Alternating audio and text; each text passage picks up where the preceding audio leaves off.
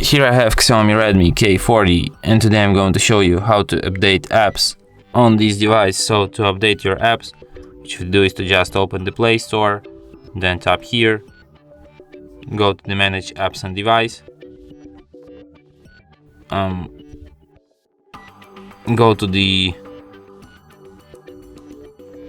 you have to go to the Manage Apps and Device, Updates Available, and here you can see all of your unupdated apps.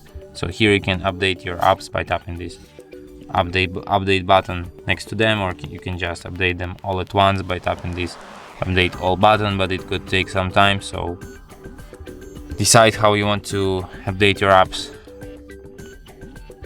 And that's it. Thanks for watching. If you find this tutorial useful, don't forget to hit that like button and subscribe to our channel.